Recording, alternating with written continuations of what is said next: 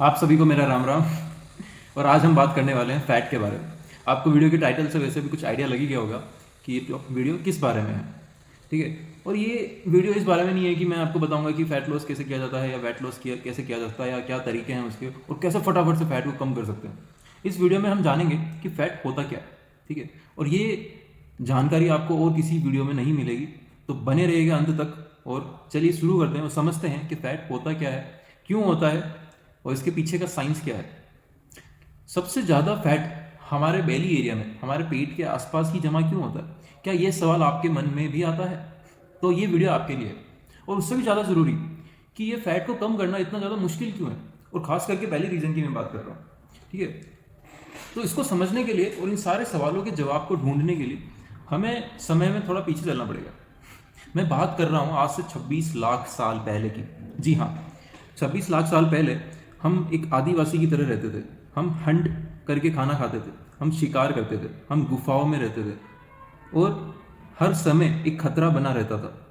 हम हर समय एक तनाव में, एक स्ट्रेस सिचुएशन में रहते थे, क्योंकि वहाँ पे बहुत अनप्रेडिक्टेबल चीज़ें होती थी, बहुत अनसर्टेनिटी थी। किसी भी चीज़ का कोई भरोसा नहीं है, कभी भी कुछ भी हो रहा है। कभी आग लग रही है, कभी बारिश आ रही है, कभी ठंड पड़ रही है।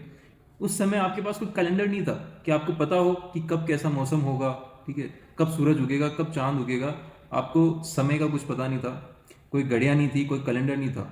उस समय की बात कर रहा हूँ जब इंसान डेवलप हो रहा था, जिसे हम कहते हैं ह्यूमन इवोल्यूशन थ्योरी। तो उस समय के अंदर जब ये सब चीज़ें नहीं थी, तो बहुत ही अलग क्लाइमेट, बहुत अलग ही सिचुएशन होती थी। और उस सिचुएशन की वजह से आज जैसे अपन हैं, हमारी बॉडी जैसे काम करती है, उसकी वजह वो समय ही है।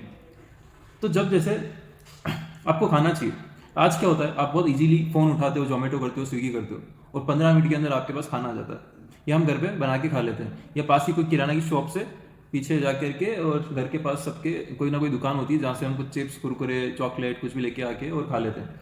तो एनर्जी के बहुत सारे सोर्स हैं। खाने की आज के टाइम में कोई कमी नहीं है, लेकिन उस समय में खाने की बहुत कमी थी। कमी ऐसे थी, आप एक तो शिकार करते थे, तो अब जानवर, आपको जानवर मार के खाना है, कोई खेती नहीं है वहाँ पे। ठीक है, अब जानवर मिले नहीं मिले, ठीक है, हर जानवर का भी एक अलग रूट होता था। हर मौसम पे, काफ़ी चीज़ों पे वो डिपेंड करते थे। जैसे आज आपने शिकार कर लिया, आज आपको खाना मिल गया, तो अब ज़रूरी नहीं कि आप अगले 2 दिन तक या 3 दिन तक लगातार आप डेली शिकार में सक्सेसफुल रहें, आप उसमें कामयाब रहें और आपको खाना मिल जाए। ऐसा ज़रूरी नहीं है। क्यों? पूछो क्यों? क्यों? क्योंकि आज के टाइम की तरह कोई एडवांस वेपन्स नहीं थे आपके पास कि चलो जाओ, मतलब दूर से मैं स्नाइपिंग कर रहा हूँ, मैंने मतलब उड़ते परिंदे को मार दिया, ये कर दिया, वो कर दिया। भाई अलग समय था, कोई हथियार नहीं है, कुछ नहीं है। आप आपको मतलब रो बिल्कुल अपनी, ये हाथ है आपके, आपके पैर हैं, ठीक है, और इन्हीं चीज़ों से आपको करना है जो करना है। तो बहुत मुश्किल होता था, कहने का मेरा मतलब ये। इसलिए ज़रूरी नहीं कि रोज़ आपको खाना मिले। तो जब जैसे आज मैंने खाना खाया, अब मेरे को 2 दिन खाना नहीं मिला। तो जब मेरा फर्स्ट टाइम मैंने ऐसा किया, तो बॉडी ने सोचा कि यार आज सेकंड डे है, खाना नहीं आया, भूख लग रही है, कुछ समझ नहीं आ रहा है ये करना क्या चाह रहा है। मेरे को सारे ऑर्गन्स को चला के रखना है, इसको जिंदा रखना है, इतना काम है, एनर्जी चाहिए, और ये है कि कुछ खा ही नहीं रहा। तो अब तीसरा दिन हो गया, तीसरे दिन में खाना नहीं मिला, बॉडी समझ ही नहीं पा रही क्या हो रहा है। लेकिन चौथे दिन खाना मिल गया, तो शरीर ने देखा यार कभी मिल रहा है, कभी खाना नहीं मिल रहा है, तो ये तो गड़बड़ है। अगर आज 2 दिन नहीं मिला, कल अगर इसको 6 दिन खाना नहीं मिला, तो मैं क्या करूँगा? मतलब समझना, आपका जो दिमाग है वो कैसे काम करता है उसको समझना होगा।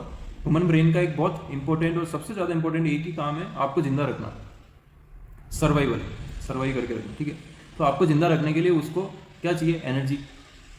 अपने अंदर जितने भी ऑर्गन हैं, हार्ट, लीवर, किडनी, लंग्स, उन सबको काम करने के लिए कुछ ना कुछ मिनिमम एक एनर्जी चाहिए। अगर वो काम नहीं करेंगे, वो ही रुक गए, तो मतलब आप मर जाओगे, आपकी डेथ हो जाएगी। तो बॉडी ने एक सिस्टम बनाया कि यार अगर अगले दिन, अगर नेक्स्ट टाइम ऐसा कुछ होता है कि अगर ये इसको कुछ दिनों तक खाना नहीं मिला, अगर इसने खाना नहीं खाया, तो मैं क्या करता हूँ, अब जब भी ये खाना खाएगा ना, उसमें से कुछ पोर्शन मैं बचा के रख लूँगा और उसको जमा कर लूँगा, स्टोर कर लूँगा। तो वहाँ से ये कॉन्सेप्ट आया फैट स्टोर करने का। ठीक है, इसलिए आपकी बॉडी फैट को स्टोर करती है, क्योंकि मुश्किल समय में जब आपको खाना ना मिले या आप कहीं फंस जाएं, तो उसको एज ए एनर्जी रिजर्व आप यूज़ कर सकें। फर्स्ट क्वेश्चन आपका सोल्व हुआ। हमने ये समझा कि हमारी बॉडी फैट स्टोर करती ही क्यों है, ठीक है।